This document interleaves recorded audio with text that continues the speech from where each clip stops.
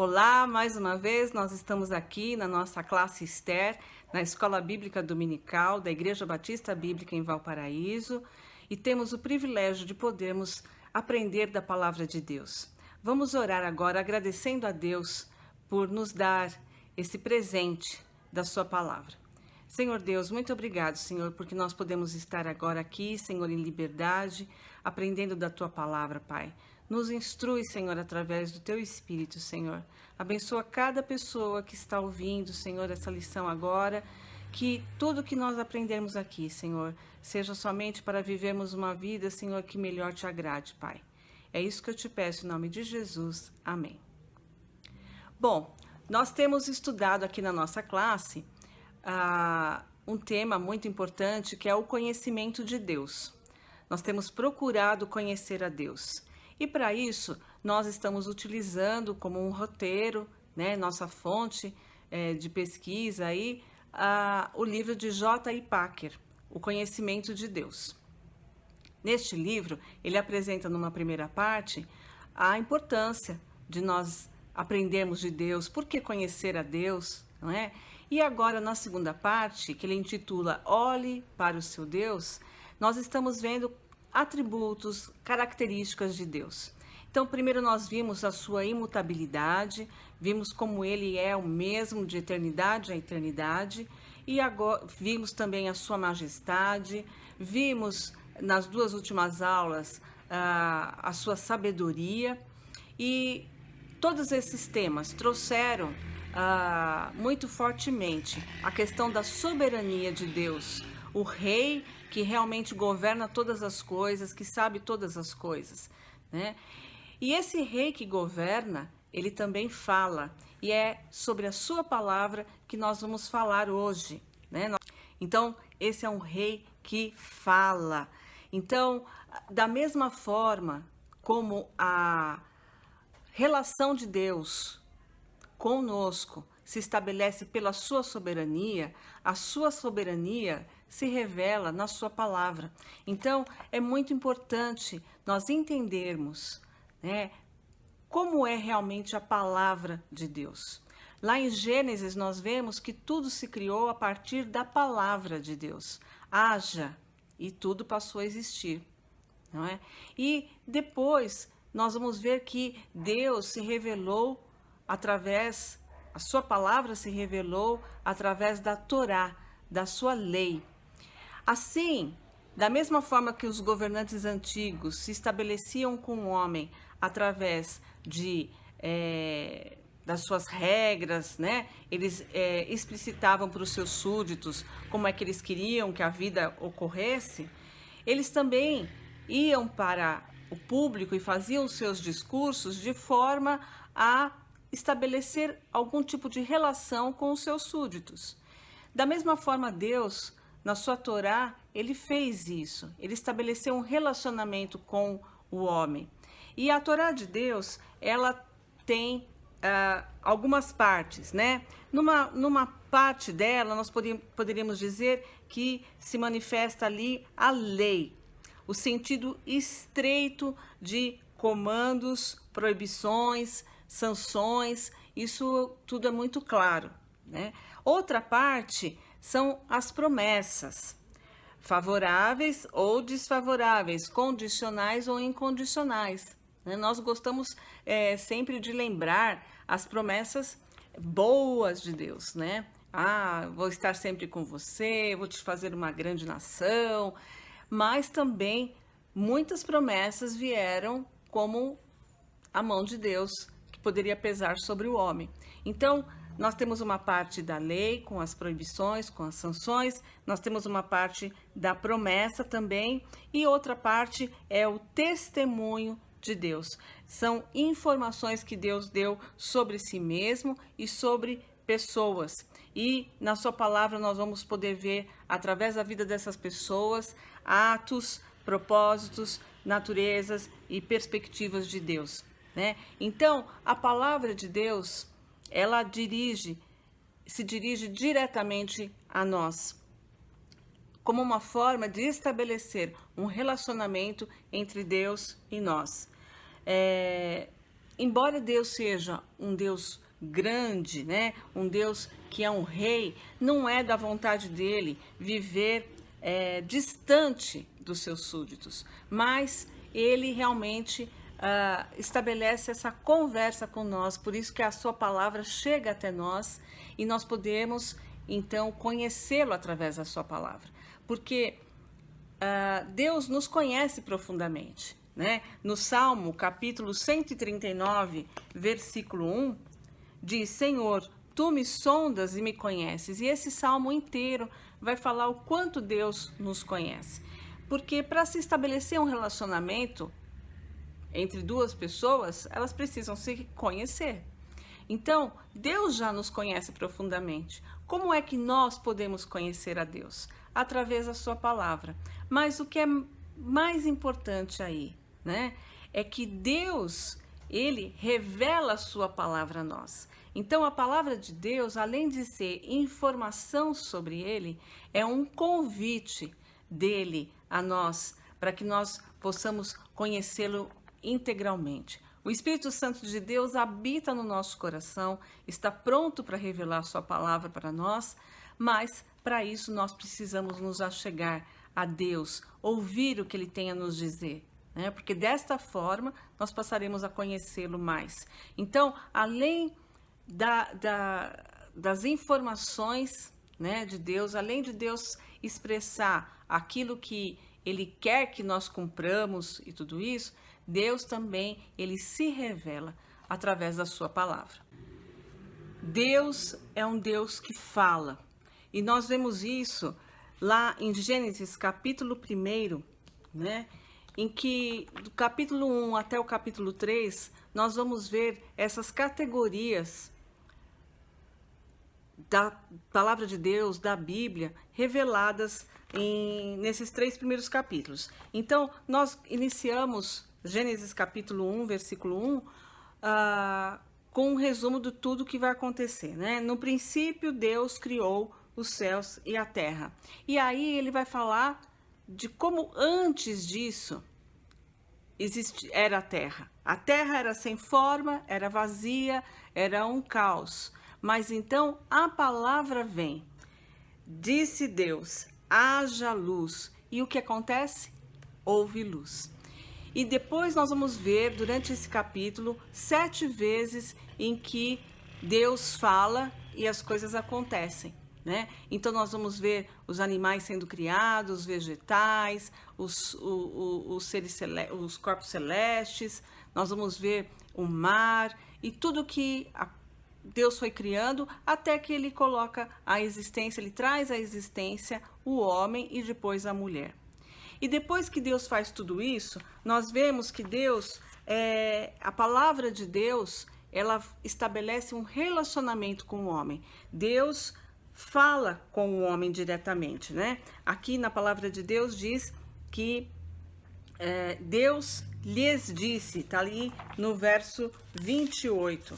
Então ele se dirigiu especificamente ao homem e à mulher e disse: então Deus os abençoou e lhes disse: frutificai, multiplicai-vos, enchei a terra, sujeitai, dominai. Então, todos os verbos imperativos, né? Deus aí estabeleceu o quê? Uma ordem. Dominem sobre todo o restante da criação.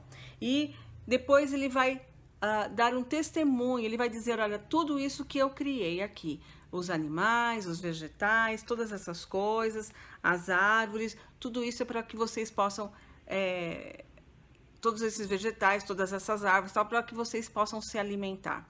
Então, ele dá um testemunho, ele se revela, né, como Deus que supre todas as coisas. E aí, depois, ele vai dar a eles uma proibição. Mas, né, tá lá no versículo, no capítulo 2, versículo 17, ele vai dizer: mas não comerás da árvore do conhecimento do bem e do mal, porque no dia em que dela comeres, com certeza morrerás. Primeiro ele dá uma ordem e depois ele faz uma promessa, né? Ele diz: vocês vão morrer se comerem disso. E depois da queda, então Deus se aproxima de Adão e Eva e fala novamente com eles, e dessa vez as palavras deles são palavras de promessas, tanto favoráveis quanto desfavoráveis. Ele afirma que a semente da mulher esmagará a cabeça da serpente, mas ele, por outro lado, ele fala que Eva vai sentir dores no parto e que Adão vai ter um trabalho duro e que para ambos a morte será certa, né? Assim como ele tinha dito que eles morreriam, então com a queda ele estabelece isso, ele faz essa promessa, né? Então aqui dentro desses três primeiros capítulos que nós vemos em Gênesis, nós vemos a palavra de Deus em todas as relações em que ela vai se mostrar ao mundo. Por um lado, a palavra de Deus corrige as circunstâncias e o ambiente humano, né? Como aconteceu, ele transformou aquela terra que era um caos e se tornou tudo que ele criou através da sua palavra, como também ele ordena a obediência, chamando os seres humanos à confiança e abrindo-lhe a mente de seu Criador. Então, nós vamos ver que a palavra de Deus, ela vai se revelar depois em toda a Bíblia dessa mesma forma. Gênesis 1 a 3 traça um plano que se estabelece sempre, né? Deus ordenando, Deus prometendo, Deus corrigindo, Deus estabelecendo as circunstâncias, sempre através da sua palavra. Nós temos um trecho da palavra de Deus bastante interessante, que está lá em Jeremias, capítulo 1, versículo 10, em que Deus diz que Jeremias iria destruir, iria fazer várias coisas. Quer ver só? Jeremias capítulo 1, versículo 10 diz assim: olha, no dia de hoje te estabeleço sobre as nações e sobre os reinos, para arrancares e derrubares, para destruíres e demolires, e também para edificares e plantares. Como é que Jeremias, um homem, iria fazer todas essas coisas, né? Em outros momentos ele vai falar, vai se estabelecer diante das nações. Como que isso ia acontecer? Porque Jeremias era um profeta e, na verdade, era a palavra de Deus que iria fazer tudo isso, né? Então, a palavra de Deus, ela tem essa força de estabelecer as coisas, de ordenar, de testemunhar da grandeza de Deus. Nós vemos isso também, essa força da palavra de Deus no seu profeta, aqui em Isaías capítulo 55, versos 10 a 11. Porque assim como descem a chuva e a neve dos céus e para lá não tornam, sem que primeiro reguem a terra e a fecundem, assim será a palavra que sair da minha boca. Não voltará para mim vazia, mas fará o que me apraz e prosperará naquilo para que a designei.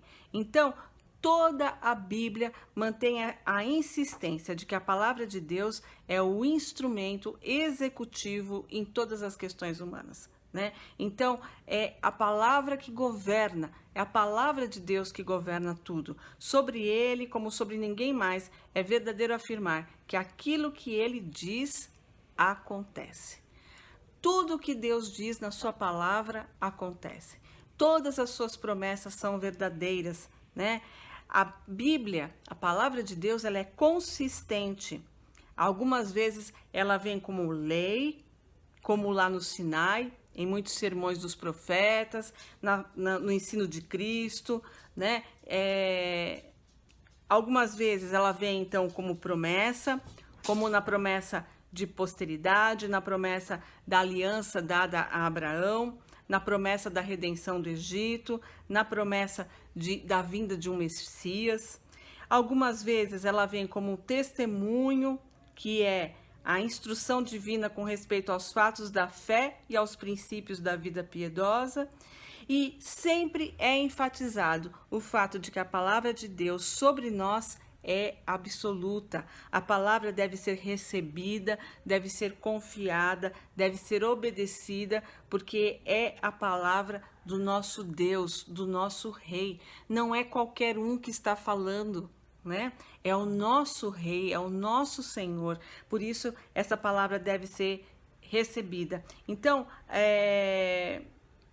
a essência da piedade, né? A essência do cristão é realmente obedecer, é realmente confiar na palavra de Deus. A palavra de Deus é uma verdade absoluta e isso é independente do relacionamento de Deus conosco. A palavra de Deus, ela é verdade em si mesma, né? É uma palavra verdadeira. O seu autor é o Deus da verdade, como está escrito em Salmo, capítulo 31, versículo 5. Deus é grande em fidelidade, Êxodo 34, 6. Uma fidelidade que se eleva para além das nuvens, Salmo 108, 4.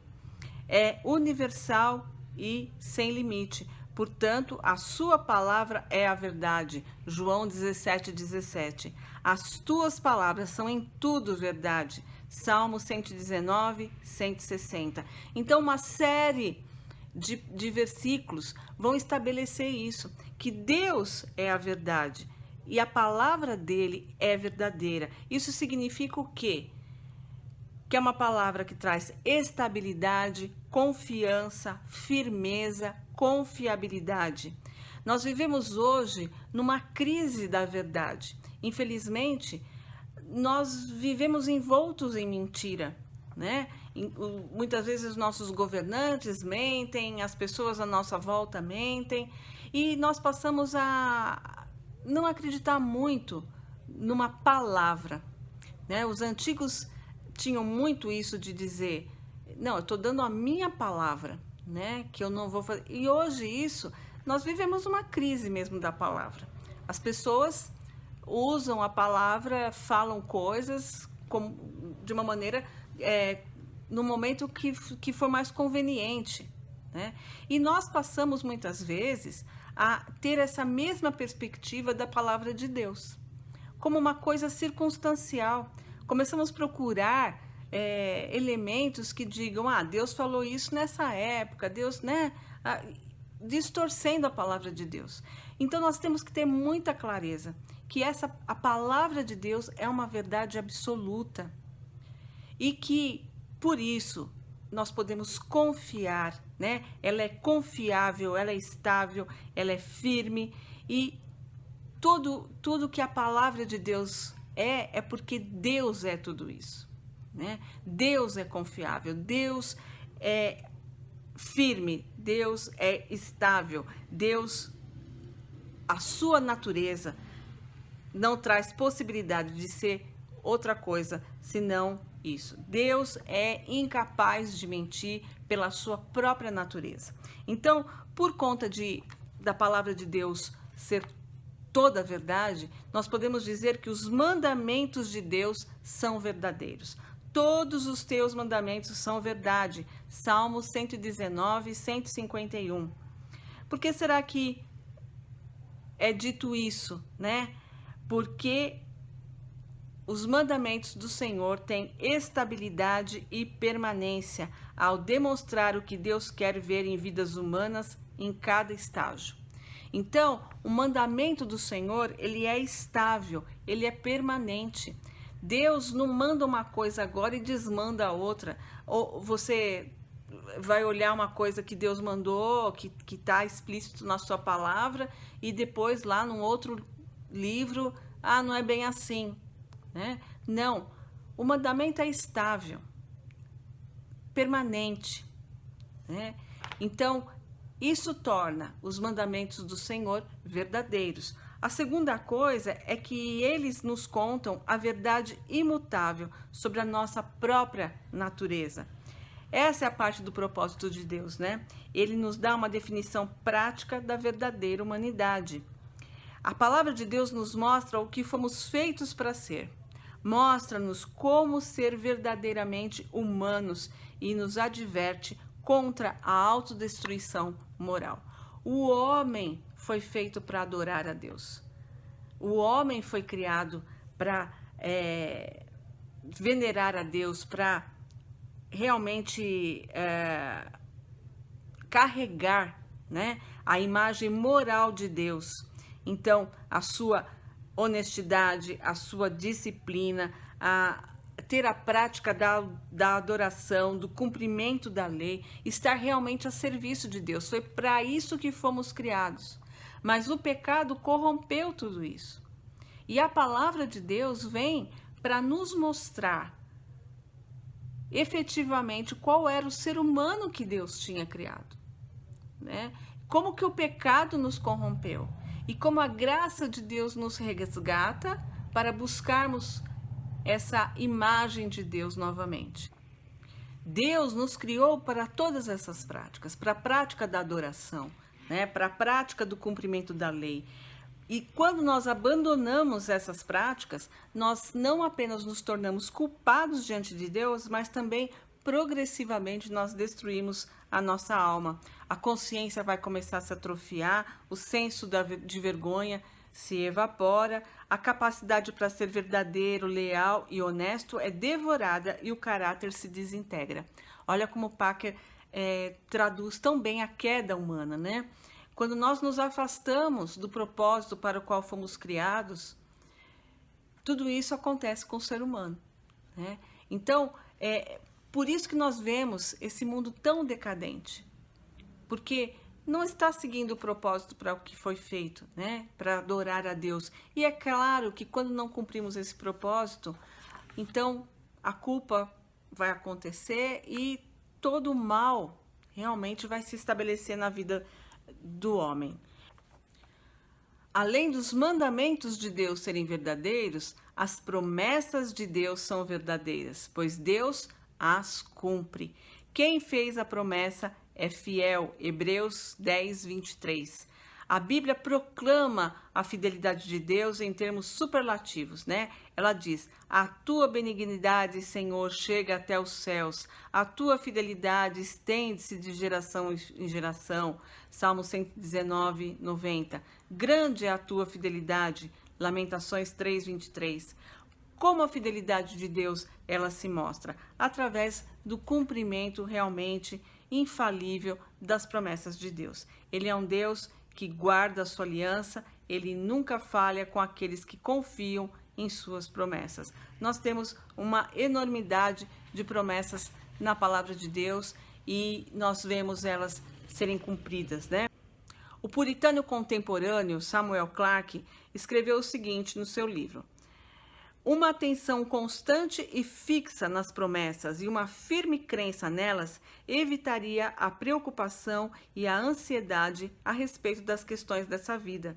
Manteria a mente calma e serena em cada mudança e daria sustento e impediria que nosso espírito naufragasse sobre os mais diversos problemas da vida. Os cristãos se privam do mais sólido conforto em razão da sua descrença e esquecimento acerca das promessas de Deus, pois não há situação extrema o suficiente para que não haja promessas adequadas e que sejam abundantemente suficientes para obtermos alívio. Um conhecimento aprofundado das promessas seria de grande vantagem na oração. Com que conforto um cristão pode dirigir-se a Deus em Cristo quando considera as repetidas afirmações de que suas orações serão ouvidas? Com quanta satisfação ele pode apresentar os diversos desejos de seu coração quando reflete sobre os textos em que essas misericórdias são prometidas?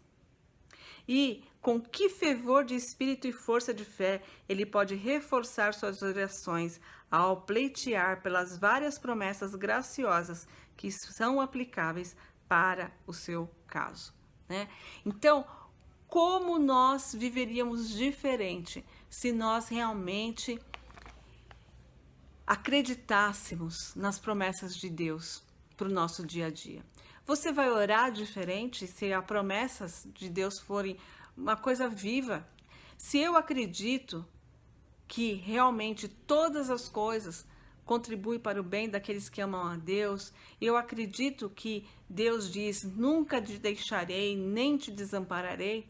Eu não vou me sentir desamparada, eu não vou me sentir perdida, né? Mas eu vou reconhecer que eu estou vivendo aquela situação, mas eu tenho um Deus que não me desampara. Então, a nossa vida cristã, ela seria muito diferente se nós realmente acreditássemos como verdade de Deus suas promessas. Vocês sabem que antigamente, até o autor aqui, ele cita isso, né? Que os antigos tinham as caixinhas de promessa. E isso muitas vezes era motivo até de chacota para as pessoas atualmente. Claro que a caixinha de promessas, talvez ela tenha sido mal utilizada. Você não pode usar a caixinha de promessas como um horóscopo do dia, né? Deixa eu ver o que Deus tem para mim. Ou limitar a caixinha de promessas como o seu único alimento da palavra de Deus. Mas, na verdade, relembrar as promessas diariamente de Deus é algo que nós deixamos esquecido, né? Que nós consideramos isso ultrapassado, mas que na verdade faz muita falta para o nosso viver diário, para que nós possamos realmente reconhecer esse relacionamento precioso que Deus tem conosco, de sim ter mandamentos verdadeiros, né? Ordens a serem cumpridas, mas ter promessas também maravilhosas que nós devemos estar sempre com elas presentes na nossa mente, assim como promessas de sofrimento por desobedecermos a Deus, que também se cumprem, né? Então, as promessas de Deus são verdadeiras e nós devemos torná-las presentes na nossa vida. E agora, eu vou me permitir terminar essa lição realmente me voltando para o que Packer escreveu, porque nada do que eu pudesse dizer aqui podia ser tão completo, né? Por isso eu gostaria que vocês não perdessem isso que ele escreve aqui. O que é um cristão? Os cristãos podem ser descritos por muitos ângulos, mas a partir do que dissemos, fica claro que podemos abranger tudo ao afirmar que cristãos verdadeiros são pessoas que reconhecem a palavra de Deus e vivem sobre sua orientação. Reconhecer a palavra de Deus e viver sobre a orientação dela. Eles se submetem sem reservas à palavra de Deus escrita na Escritura da verdade, Daniel 10, 21. Crendo no ensino, confiando nas promessas, seguindo os mandamentos. Seus olhos veem o Deus da Bíblia como seu Pai e o Cristo da Bíblia como seu Salvador. Eles lhe dirão se lhes perguntarem que a palavra de Deus tanto os convenceu do pecado quanto lhes assegurou o perdão. Sua consciência, assim como a de Lutero, está cativa à palavra de Deus e eles aspiram, como o salmista, a ter toda a sua vida pautada nela. Tomara sejam firmes os meus passos para que eu observe os teus preceitos. Não me deixes fugir os teus mandamentos. Ensina-me os teus decretos. Faze-me atinar com o caminho dos teus preceitos. Inclina-me o coração aos teus testemunhos. Seja o meu coração irrepreensível nos teus decretos. Né? Estão lá no Salmo 119, 5, 10, 26 a 27, 36 e 80. As promessas estão diante deles enquanto oram, e os preceitos estão diante deles enquanto realizam as suas tarefas diárias. Os cristãos sabem que, além da palavra de Deus falada diretamente a eles nas Escrituras, a palavra de Deus também é responsável por criar, controlar e ordenar as coisas ao seu redor. Mas, visto que as Escrituras lhe dizem que todas as coisas cooperam para o seu bem, a ideia de Deus coordenando suas circunstâncias só lhes traz alegria. Os cristãos são pessoas independentes, pois usam a palavra de Deus como uma pedra de toque, pois por ela eles testam as várias ideias colocadas diante deles e não tocarão em nada do que não tenham certeza de que a Escritura aprove. E Packer termina perguntando para nós, né? Por que essa descrição se encaixa em tão poucos de nós que professam ser cristãos nesses dias? Você achará proveitoso perguntar à sua consciência. Então, deixe-a lhe dizer. Que descrição de cristão!